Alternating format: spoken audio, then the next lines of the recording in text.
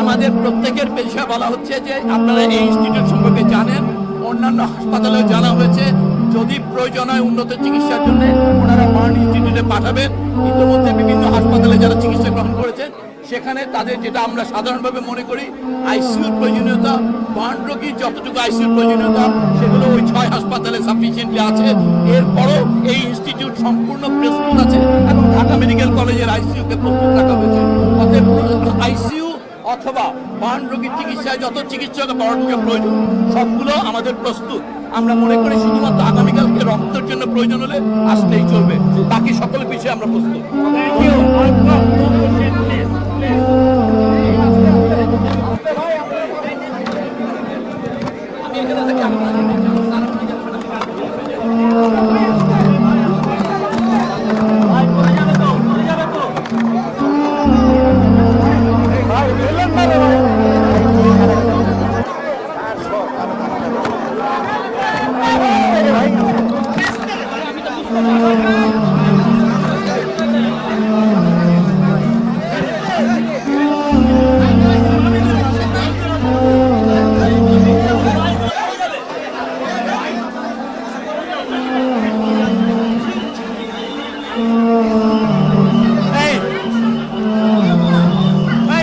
live